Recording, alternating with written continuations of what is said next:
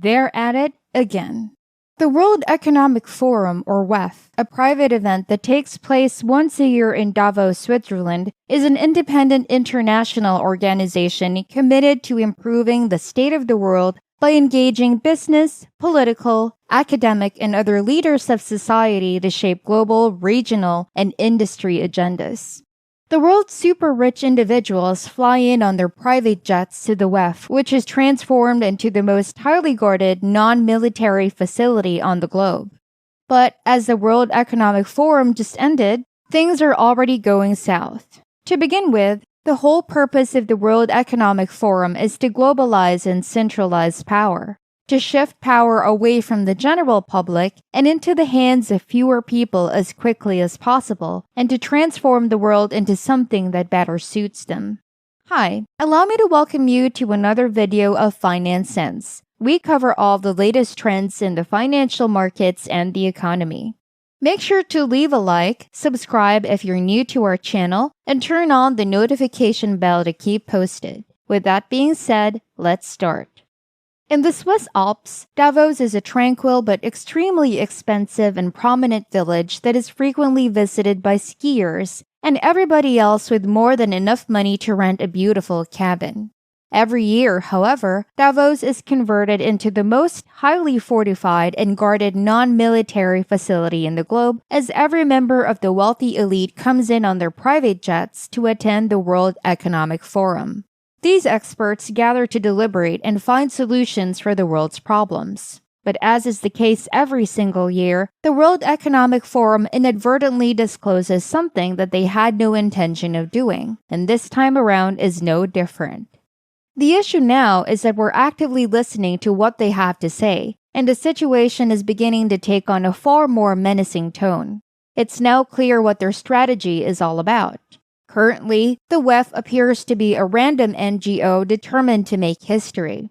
This year's agenda for their conference includes the worldwide living cost crisis, the climate crisis brought by rising gas prices, and the Ukraine situation. In a document outlining the WEF annual meeting January 2023, the energy crisis, food shortages, and the framework of a new system for energy, climate, and nature are listed as the most pressing issues. They continue by claiming that battling climate change and switching to green energy go hand in hand, and that although the shift to green energy is already underway, it still needs to advance. Next is the issue of rising inflation, low economic growth, and massive debt in our economies today. All of us are aware of the state of our economies, the extent to which our governments and institutions have become over-leveraged, and the detrimental effects inflation has on our purchasing power. And fourth, the Industrial Revolution, social turmoil, and the current geopolitical challenges we are facing. But now, the mask is beginning to fall and things are changing. When discussing climate change, the WEF emphasized that they don't want people to be concerned about growing energy prices, implying that we should disregard the continuing crisis and instead invest more in green energy, even though this is one of the reasons causing the problem. Then, they claim that we need to remake the economic agenda in accordance with how they envision it being reset or rebuilt in line with the terrible recession, crazy inflation, and the enormous amounts of debt that are ruining our economy. Next, they say that if we want to invest in this new system they want to build, we need to use stakeholder capitalism, which is the economic model that the World Economic Forum made up. What exactly does this entail? It's meant to be about giving average citizens a voice in the businesses they use, which seems great on the surface. However, rather than regular people benefiting from this, the World Economic Forum and other governments would. Nevertheless, the true nature of this plan is starting to become evident. It is about shifting control away from the general population and towards them. Sadia Zahidi, the managing director of the World Economic Forum, conducted an interview with Bloomberg. Bloomberg has since removed the interview from the internet, but the transcript remains online. According to her, very few leaders in today's generation have been through these kinds of traditional risks around food and energy, while at the same time battling what's coming up in terms of debt, what's coming up in terms of climate. So what's the answer to this problem? We're going to need a sort of new type of leadership that is much more agile, claimed Zahidi and the WEF. Perhaps it just means a leader who does not have to consider what voters demand. It would appear that what they are saying is that our structures of governance and leadership need to be modified. She claims that the current state of the world makes our democracy obsolete. According to the WEF, there is only one way to handle this situation. Just let them take the lead.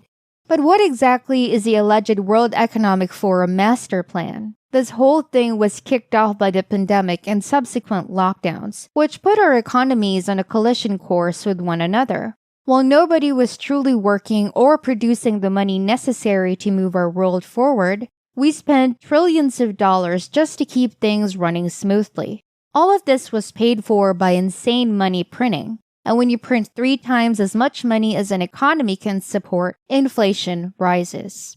Now that the Fed and other central banks have raised rates, we're currently in the midst of the battle against inflation, which makes a recession at this stage inevitable. Each year, leaders from around the world, including central bankers, legislators, and media moguls who initiated the lockdowns, stimulus checks, and rate increases, fly over to talk at the World Economic Forum. No one can predict what will happen next, but we do know that the economy is extremely vulnerable at this point.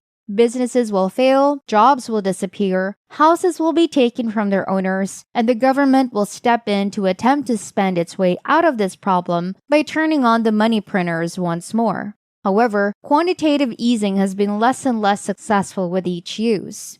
The recession and increased inflation will persist, progressing into a depression. This is the point at which the major reset unfolds. Unfortunately, contrary to what the media would have you believe, Davos is less transparent than many people perceive it to be. We have no idea what transpires or what is said during these elites' breakfast, lunch, or dinner meetings. The conversations they have when the cameras and microphones are turned off are unknown to us. But there are certainly apparent, undisputable facts about this situation that nobody can deny. 1,000 private jets a year bring the most influential and prominent individuals worldwide to the sleepy Swiss town. They say that climate change is the worst crisis facing mankind and that they are meeting to attempt to address it. Yet, we're expected to believe them despite the fact that CO2 emissions during the WEF virtually doubled this year due to the elites and their jets. In the past, the price of a ticket to the 7-day event might reach $600,000, guaranteeing that no one who isn't extraordinarily wealthy could ever participate. However, after some backlash, they modified the format to an invitation-only event. So even if you're wealthy enough, you still can't go.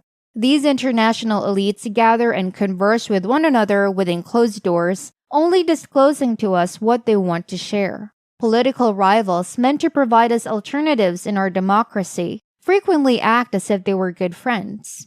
Additionally, when a leader, like the current British Prime Minister Rishi Sunak, chooses not to visit Davos, he is vilified by the media, his own party, and his opposition party. Police in Switzerland were found to have badges that included the emblem of the World Economic Forum, and they complied with the explicit order to carry out the instructions of this strange non-governmental organization.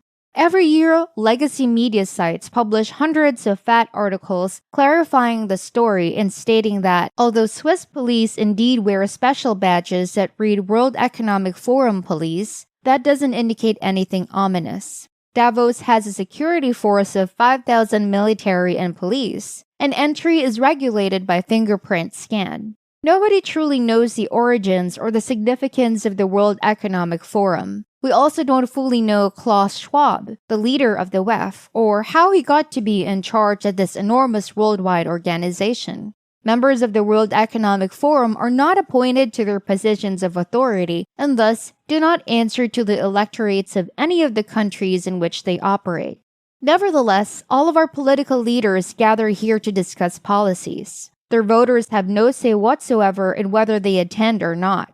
On top of everything else, every single mainstream media organization in the world endorses this organization and labels everyone who questions it as a conspiracy theorist. When Rob DeSantis comes out against this, Forbes rush to defend their powerful patrons. The World Economic Forum has previously claimed that we shall own nothing and be content. That video is no longer available online, and sharing it might get you banned from YouTube. On the World Economic Forum's website, however, there is still a whole page devoted to what they refer to as the Great Reset. The WEF received 86,000 dislikes on YouTube after posting an uplifting video informing us of their incredible reset a couple of years ago. So, what action did YouTube take? They went through each and every person's profile and clicked the dislike button. You won't be directed to any of the hundreds of user-created videos on the World Economic Forum or World Economic Forum WEF if you do a search on YouTube using those terms. You will be shown WEF and legacy media articles that have received over 1,000 views. Truthfully, we have yet to learn what goes on in Davos. However, the fact that the world's most influential people are definitely plotting something and that the World Economic Forum is at the center of it all is extremely unsettling. Hi, it looks like you've reached the end of this video. Thank you for watching this far. Please subscribe and give a like if you enjoyed it, and comment your thoughts in the comment section below. This is Finance Sense, helping you keep up with all the latest trends in the financial markets and the economy. See you around.